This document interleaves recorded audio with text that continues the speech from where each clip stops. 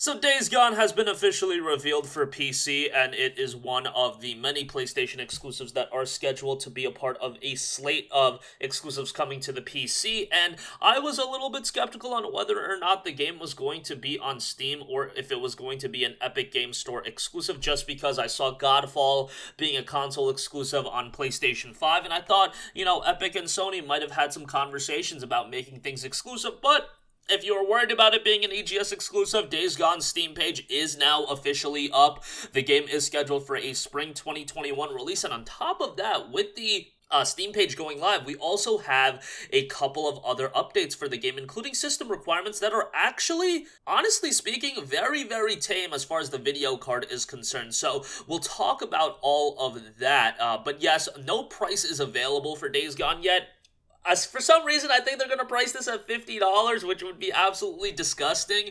But they priced Horizon at $50, so it wouldn't shock me. Horizon is a little bit more of an IP that I feel like has a bit more appeal than Days Gone. I thought Days Gone was a pretty good game, but not, it didn't have the appeal of Horizon. Nevertheless, it is coming in spring, and it notes that it includes New Game Plus, Survival Mode, Challenge Mode, Bike Skin, so that's cool. PC features, exclusive PC features. You've got ultra-wide monitor support, unlocked frame rates, hell yes, improved graphics, including increased level of details, field of view, foliage, draw distances as well, so that's awesome. And then you have the system requirements, which I think are relatively tame, all things considered. Minimum requirements call for an Intel i5 2500K 3.3 GHz or an AMD FX 6300 at 3.5 GHz, 8 GB of RAM, and NVIDIA GeForce GTX 780, so 780 is a few generations old, quite a few generations old at this point. I feel like that was like a 2012 GPU, I want to say 2012, or you're gonna need a AMD Radeon R9 290 at 4 gigabytes. For the recommended side of things, you are looking at an Intel Core i7 4770K at 3.5 GHz or a Ryzen 5 1500X at 3.5 GHz as well. 16 gigabytes of RAM is recommended, so that's a little bit, on the higher end. GPU, relatively tame here. NVIDIA GeForce GTX 1066GB or an AMD Radeon RX 580 8GB. Those GPUs are a few generations old, want to say 2014-ish, so I don't think that's calling for too much at all. What might be calling for a bit much is the storage space. You're going to need to be rocking 70 gigabytes of hard drive space. I don't remember what the storage space was the requirement on the PlayStation 4, but I don't think it was 70 gigabytes. I want to say it was closer to 40 to 50. I might be wrong about that. It also is noted SSD for storage is recommended. So take that for what you will, but I think those are relatively tame system requirements. I imagine recommended is going to be running the game at 60 frames per second at 1080p. This game, performance-wise, on the base PlayStation 4, not the PlayStation 4 Pro, even on the PlayStation 4 Pro, to be honest, but on the base PlayStation 4 especially, I saw a little bit of gameplay on it, and it was not great. I played it on the PS4 Pro, had a good time with it, but then you play it on the PlayStation 5, it is like a completely different game, and a lot of the issues with the game are really remedied. I think people are really going to dig the game on PC. There are some issues with the game. I thought the game was a little bit too lengthy. I think if you shaved off 7 to 8 hours of the game, especially towards the latter portion of the game, it would have actually ultimately made the game better.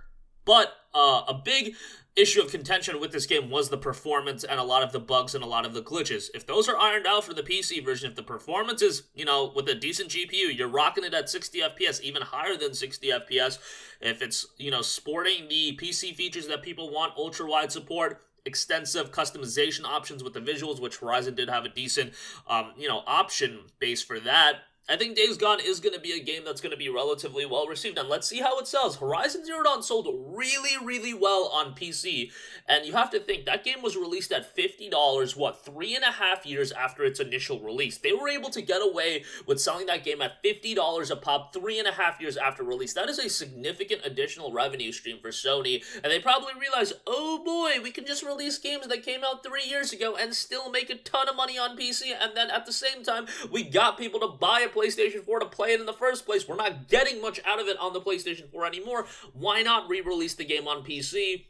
Makes all the sense in the world, and for Sony, it's just going to be an additional revenue stream, especially if these games are in fact getting more and more expensive to develop for, and these games are costing more to make, having an additional 1 million sales on Steam, whatever Valve wants to take their cut, they're going to get a significant amount of revenue off that. Just do the math. Let's say Valve takes 30%. Days Gone is at $50, sells 1 million copies in its first month. That's $35 a pop. Do the math. It's going to be a lot, even after you do taxes and everything like that. They're making a ton of money off the PC version.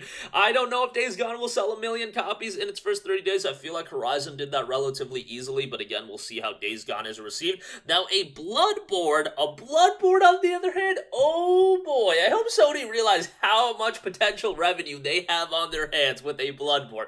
Bloodborne smashing 1 million sales in a day. Probably less than that. Like, I see Bloodborne, if it comes out on PC with good settings and everything like that, I see that being a game, maybe not reaching Valheim level of successes, but I see that game setting some sort of a record on Steam, even if it's just being a top seller on Steam for, for a month or something like that. $50 for Bloodborne with the Old Hunters DLC, yeah, it's going to sell really, really well, and I think that's a lot of money on the table for Sony. I think everything is going to sell really well. God of War, Spider-Man, and I do think sooner rather than later, those games are going to come to PC. I think if I had to make a, educated guess on what I think the next one is going to be, how about this? Uncharted Nathan Drake collection. That's my money on what the next one is going to be. Maybe you guys wouldn't be all for that, but hey, I would love to see Uncharted on PC. But that's going to wrap up this one. Let me know all of your guys' thoughts in the comment section down below. Good to see Days Gone on Steam. Probably will be on Epic Game Store as well. You get to pick the platform you want to play it on, baby, and that's what it's all about. It's going to wrap up this one. I'll catch you guys in the next one. If you guys have a request for a future video, leave that in the comments. And that's going to wrap up this one. Peace out.